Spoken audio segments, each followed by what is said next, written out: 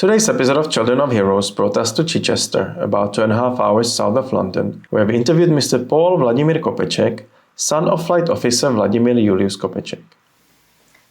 Thank you for participating in our project Children of Heroes. Your father served in the Royal Air Force during the Second World War. He always wanted to be a pilot, but to get his father's approval, he first had to beat him at chess. Yes, that's what the family say to me. Yes. He, after school, went to work as a clerk in the bank. I think he was there a fair while, but he was determined to be a pilot, and his father said, no, you can't be a pilot, but you can if you beat me at chess. And it took him a year to do that, apparently. But then he joined the Czech Air Force, or at least training. After the Germans invaded Czechoslovakia, he escaped to Poland. That's right, yes. Ended up in France. Yes. My mother told me that he disguised himself as a hiker. So he went walking in the hills. And that way he escaped to Poland, as did a number of his other friends. He was there a short time and then travelled south to France by boat. But as I think happened with a lot of the pilots, he wasn't able to join the French Air Force. He had to join the French Foreign Legion. So I've got lots of photographs of him in French Foreign Legion, all being very casual and standing around in Marrakesh and enjoying the sunshine. But I'm sure they were very disappointed not to be able to fight. But eventually, when France was invaded, he, along with his colleagues, moved to France and trained and fought for a short period of time. What I know is that he won the Croix de Guerre whilst he was there, but for what reason, unfortunately, I don't know. My mother wasn't able to tell me, and my father died when I was young. One day I will find out quite why he received that. After the fall of France, he got to the UK and joined the Royal Air Force? Yes, he did. He, like the others, travelled south, caught a boat which took him to Liverpool. And from there, they went to Chilmonsey, I think, and then on to Cosford, which is where the pilots trained. Whilst he was there, he met my mother. My mother was out walking the family dog, and she met this man coming the other way with a dog. And obviously people with dogs all chat to each other, don't they? And we have a number of photographs from that time, but the most significant one, which shows my mother with the dog my father was walking, named Antis. Is it this famous Antis? Yes, it is the famous Antis, the one that won the medal, which is known as the Animal VC. I have a book about him. Yes, there is. I have it in the other room. Yeah. Yes, called One Man and His Dog. What was your father's role in the Royal Air Force? I think in the Czech Air Force he was in bombers. But when he came to Britain, his friend Miroslav Liškvitin said to him, no, you want to be a fighter pilot. So he trained as a fighter pilot. And he only ever flew Spitfires here. And then obviously was one of those who took the Spitfires back to Czechoslovakia after the war. He was one of the pilots who took part in the D-Day landings? Yes, he did, yes. The 3 Czech squadrons which were at Apeldoorn for D-Day are supposed to have carried out the greatest number of sorties of any wing, 134 wing. So obviously they're proud of that. And I have a record of the 312 squadron, and my father did 3 of those sorties. After the war, he came back to Czechoslovakia. What did he do there? My older sister had been born in the UK, and so my mother and father returned to Czechoslovakia along with the other Czechs and the, I think, 54 Spitfires they took to Czechoslovakia. And he joined the Czech Air Force and was stationed at České Republic, south of Prague. I was born there. I was born Paul Vladimír Kopeček. They chose Pavel because it could translate into English.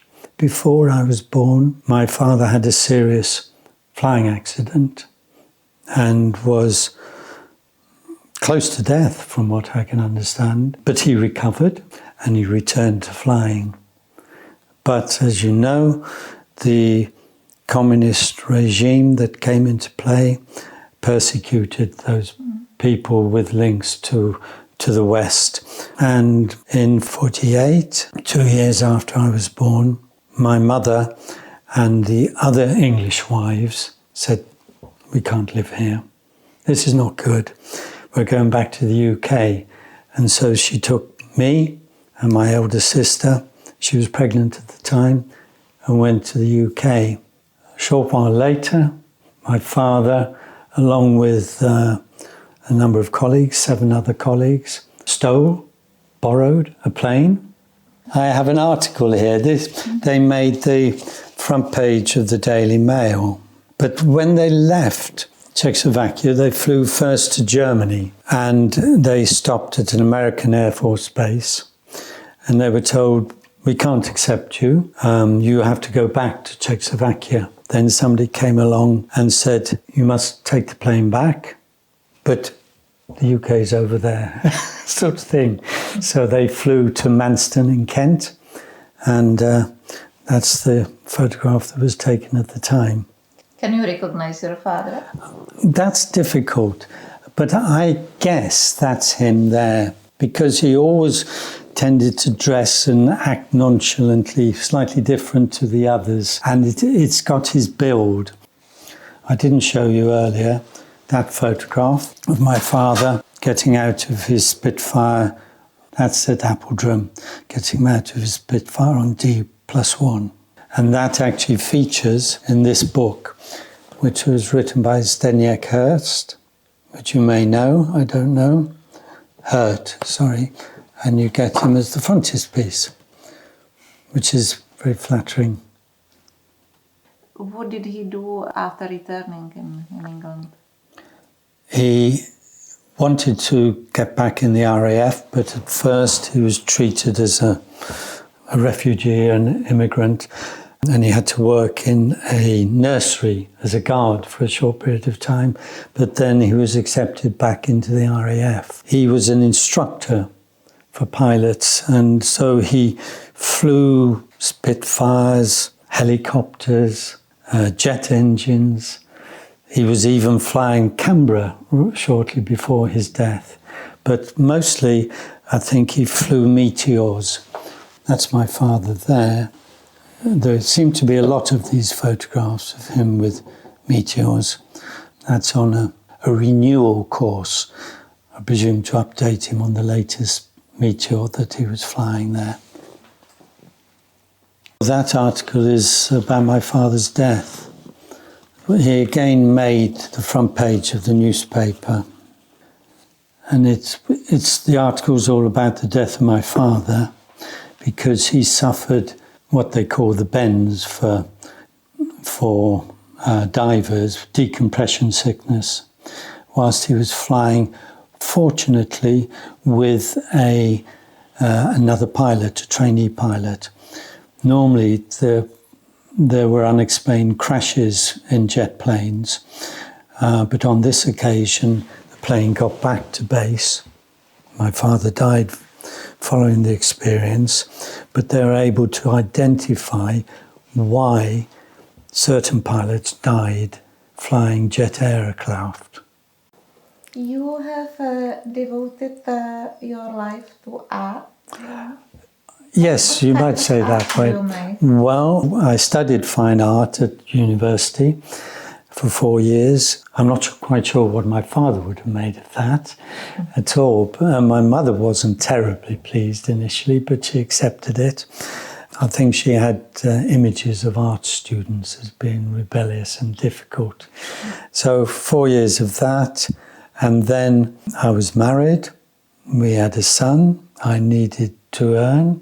So I went teaching, I've taught art, I've taught design, and I've taught the history of art as well.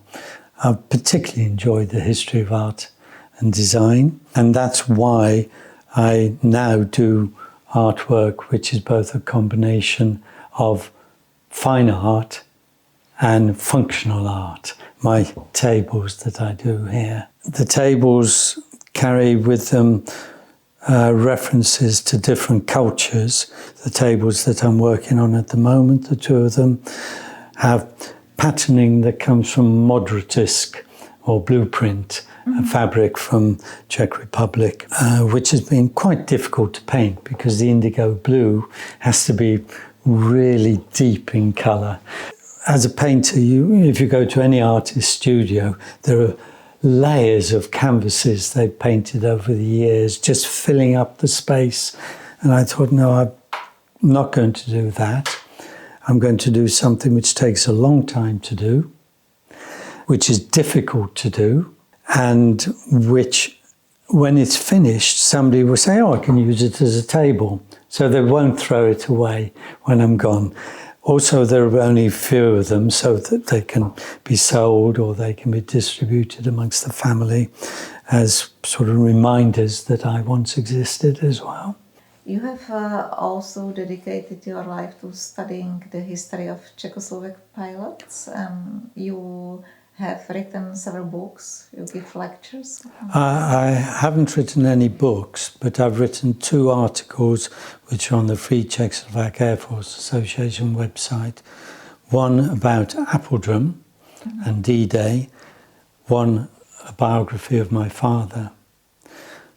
Because I'd written the one on Apeldoorn, some people contacted the Free Czechoslovak Air Force Association and said, have you got somebody who could do a talk for us on the 75th anniversary of D-Day? And I was contacted, very flattered, and was asked to go to the bunker at Uxbridge and do a talk there. This is Tangmere Museum, Military Aviation Museum, I should say, where my father, along with his comrades in 312 and the 2 other Czech squadrons, came to fly just for a few weeks after their stint at Apeldoorn for D-Day. And it's really pleasing to see that Tangmere has chosen to put the display on. Various models, the insignia, and then specific imagery. My father features over here, and this shows the pilots at Apeldoorn for D-Day. And then this photograph I'm particularly fond of, which shows the 312 squadrons in front of a Spitfire, including my father in the middle. He's always sort of has his hat on the side or his head to one side. What message do you think we can take from the legacy of Czechoslovak pilots like your father? Over the years, there has been a tendency to accentuate the heroism of the British pilots, like Douglas Bader, for example, which is understandable. But I think also over the recent years, there's been a move to mention those of other nationalities who came from their country to fight with the British and the Americans, of course, whether they were Czechs, Norwegians, French, Belgians, whoever they were, the memory of those people need to be remembered. I'd like to add that I'm